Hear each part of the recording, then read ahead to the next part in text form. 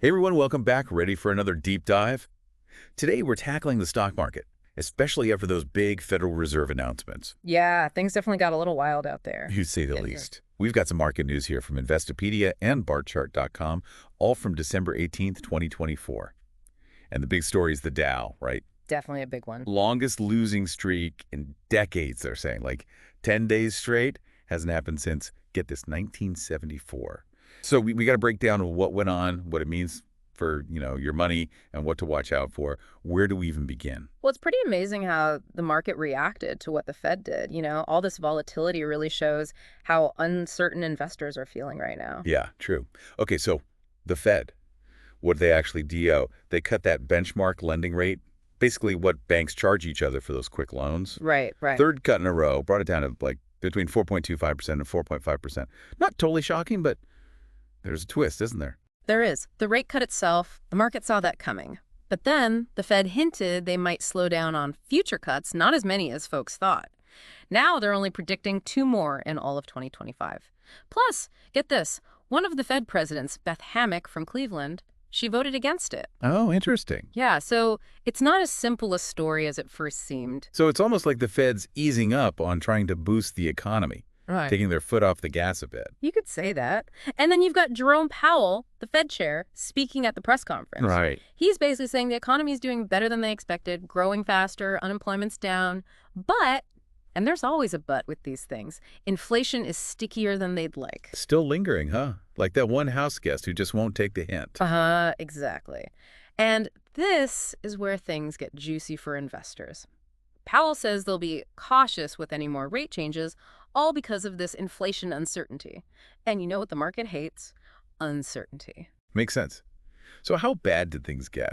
We're talking Dow Jones, that big one dropped over 1,100 points. That's like, what, a 2.6% drop? Yep, worst day for the Dow since August. Oof, rough. And it wasn't just the Dow. The S&P 500, that was down 3%, and the Nasdaq Composite, that one fell 3.6%. Those are the steepest single-day drops since August for the Dow and the S&P, and for the Nasdaq, worst day since July.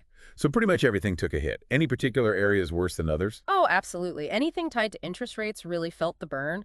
Like the S&P 500's consumer discretionary sector, think stuff people want, not need, that fell almost 5%. And real estate, also sensitive to rates, down 4%. Even small cap stocks, the Russell 2000 index, that slid 4.4%. So no safe havens. What about, everyone always wants to know about tech, those big companies. How'd they do? Even tech wasn't immune. Some of them started the day up, but by the close, most were in the red. Okay, let's get specific. Who took the biggest hits? Names? Well, NVIDIA. That one's been hot lately. Everyone's betting on AI. They slipped into what's called correction territory, meaning they're down over 10% from their recent high. Only a 1.1% drop today, but still makes you wonder. What about the AI bubble? Maybe. Then there's Tesla. They've been on a roll, but today, bam, down 8.3%. And the usual crew, Apple, Microsoft, Amazon, Alphabet, the Meta folks, Broadcom, all closed lower. Bloodbath is right. But, reading through all this, one company really stood out, even worse than most. Micron Technology. Yeah, Micron. They're huge in the memory chip world. Big partner to NVIDIA, too. Right. Released their earnings report after the closing bell, and let's just say investors were not happy. Not happy at all. Stock was already down over 4% before the report, and then boom, another 15% dropping after hours trading. What on earth happened? It comes down to their revenue predictions for the next quarter. They didn't meet what analysts were guessing. Never a good sign. But there's more to it than just their numbers. Micron, they're kind of a bellwether, How they do often reflects on the whole tech sector, especially anything to do with data centers, cloud computing, even AI. So when their outlook is weak, it ripples out, makes everyone nervous. So it's not just about Micron, it's what they represent, right? Exactly. Think about it. They make those memory chips crucial for basically all our tech gadgets and the infrastructure behind it. If demand for those slows down, it could mean tech spending overall is about to dip. That makes a lot of sense. Okay, so big picture market moves, tech giants. Yeah. What about some other notable stock action? Any surprises? Oh, for sure. Beyond the big names, some interesting ups and downs. Tell me someone did good today. I need some good news. Well, Jabil did pretty great. They make circuit boards, do manufacturing for other tech companies. Their stock jumped over 7%, beat their sales and profit forecasts for the quarter, even raised their predictions for the whole year. That's a good sign. So what's their secret? Spill the tea. Well, they're benefiting from the high demand for their products in areas like cloud computing, data centers, and online shopping. They're essentially providing the tools for the digital gold rush. Smart move. What else? Earlier this year, they restructured to become more efficient, and it seems to be paying off. Nice. So riding the wave A&D, being smart internally. Okay, now for the bad news. Anyone LSE besides the usual suspects have a rough day. A few, yeah. Paycom Software, they do cloud-based HR and payroll stuff, took a hit, down over 10%. Investors are worried about something called cannibalization. Basically, their new automated payroll system might actually be hurting demand for their other services. Oh, the irony. Right. Innovation can be a double-edged sword. Okay, Paycom might be too successful for its own good. What did anyone else? Well, Tesla had more than just a bad market day. There are those national security worries tied to Elon Musk's other company, SpaceX. Never a dull moment with Elon Musk. Truly. And then BXP, a real estate investment trust, fell over 7%. The office real estate market is still struggling. Yeah, tough times for office space when everyone's working from home. Broadcom, they've been doing well. They have, but even they dropped almost 7% today. Maybe investors are cashing out after their recent rally. Taking profits makes sense. Okay, so lots of different things going on behind the scenes. But let's get back to that 10-day losing streak for the Dow. That's huge, historically speaking, right? It is. Longest one since 1978. Wow. But even with the drop, the Dow is still up 15% this year. That's right. And it's worth noting that the Dow is actually behind both the S&P 500 and the Nasdaq Composite for the year. Why is that? Well, the Dow only has 30 companies, and it's not as heavily invested in those mega cap tech companies that have been pushing the market higher. You know, Apple, Amazon, Microsoft, those giants. They have more influence on the S&P 500 and the Nasdaq. I see. So the Dow's losing streak is a big deal, but it doesn't tell the whole story. Exactly. It's all about nuance. Some investors use something called technical analysis to try and figure out what the market will do next. Did our sources mention anything about that? They did. There was some analysis of the Dow Jones Industrial Average and NVIDIA, highlighting key support and resistance levels. I'm not familiar with technical analysis. What is that?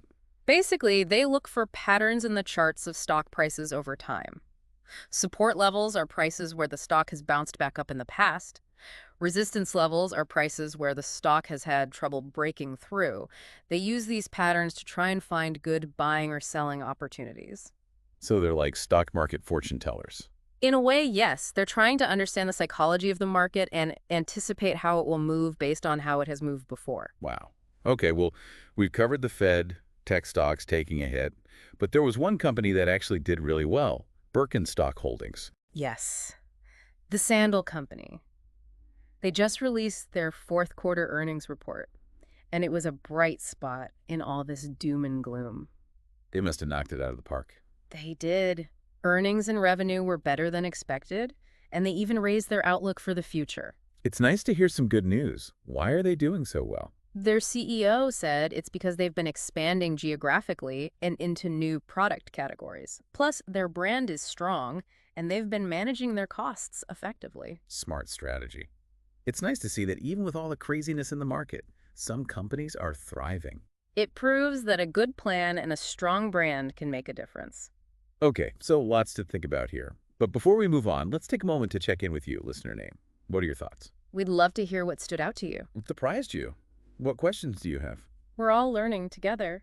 Yeah, it's good to hear what people are thinking. It's important to remember, sometimes these market shakeups, they can actually be good for some investors. Well, you mean like opportunities? Exactly. A chance to kind of reset, take stock, maybe find some things that are, underpriced now because everyone's panicking. So instead of freaking out, maybe this is a good time to, I don't know, take a deep breath, see if there's a silver lining somewhere. Exactly. It's all about how you look at it and knowing, how much risk you're comfortable with. Makes sense. But here's what I'm wondering. All this Fed stuff, this cautious approach they're talking about, what does that mean for the regular person? Someone trying to, buy a house, save for retirement, just manage their money day to day. That's a really good question. And if the Fed's cutting rates slower, it could mean it's going to cost more to borrow money for longer. Oh, so like higher interest rates sticking around. Could be. That affects mortgages, car loans, even those credit card rates. So tougher choices for people. It's something to keep in mind, definitely. But on the flip side, a more cautious Fed, that might help keep inflation under control. And in the long run, that's good for everyone. Right? It's that balance, isn't it? Like a financial seesaw or something. Thinking about all this market craziness. Our sources talk about history, remember? The Dow's losing streak this time. It's actually shorter than the record back in '78. Good point, yeah. And even with this dip, the Dow's still up for the year. Same with those other major indexes. So maybe, just maybe, this is just a bump in the road long term. Could be. Market goes up, it goes down, that's how it works. The important thing is not to get too caught up in the day-to-day swings. Focus on the long game. Easier said than done sometimes. Any chance you've got, like, a secret market prediction method? Haha, if only. No one can predict the market perfectly, but we can learn from the past, keep up with what's happening in the world, the economy, and then make smart choices based on all that. Sounds like a plan. Knowledge is power, or something like that, right? Definitely. And a little healthy skepticism never hurts either. Not everyone who talks about the market is right just because they're loud about it. True, true. So many opinions flying around. Ah. Okay, as we wrap up this deep dive, big takeaways our listeners should walk away with. Number one, don't panic. Market's going to be volatile. That's normal. Big drops happen, then things go back up. It's a marathon, not a sprint. Don't panic. Got it. What else? Watch what the Fed's doing. Listen to what they're saying, but don't base everything on their every word. They're walking a tightrope, trying to balance things out. And their choices, they affect the whole economy. Sometimes you got to read between the lines, see the bigger picture. So stay informed, but don't freak out over every headline. That's it. And lastly, investing. It's about you. Yeah. Your goals, how much risk you can handle. There's no right answer for everyone. Makes sense. Stay calm, stay informed, focus on the long term. Easy peasy. You got it. Great deep dive, really. Before we finish up completely, though, I like to leave our listener with something to think about, a question to ponder. Hit me with it. All right, so listener's name, we've talked about it. Market's all over the place right now. Fed's future moves, who knows? Investors are feeling shaky. But here's the thing. In all this chaos, what opportunities do you see popping up? Great question. Really gets you thinking, doesn't it? Makes you look at things a little differently. That's the idea. We've given you plenty to chew on today, but it doesn't stop here. What have you learned from all this market craziness? We want to hear about it. Absolutely. Jump into the conversation, share your thoughts. Learning's more fun when we all do it together. Phew, what a roller coaster that was, huh? Talk about market ups and downs. I need a nap after all that. Haha, yeah. A lot to take in. But that's what we do here, right? Unpack it all, make sense of the craziness. Exactly. At least we had Birkenstock doing well. Got to find those bright spots. Even when things are uncertain, some companies just, I don't know, they figure it out. Yeah, proof that having good fundamentals, being able to adapt, that goes a long way, even in a volatile market. Totally. So as we wrap things up today, got to leave our listener with something, right? A final thought. Always. Okay, so market's unpredictable. We've established that. But your own financial journey, that doesn't have to be. Use what we talked about today as a starting point, but go further. Do your research. Stay curious, and most importantly, make choices that work for you, your goals, how much risk you're okay with. And hey, there's help out there if you need it. Yeah. Don't be afraid to talk to a financial advisor, someone you trust. They can help you figure out your specific situation. Great point. All right, until next time, folks, stay informed, stay engaged, and happy investing.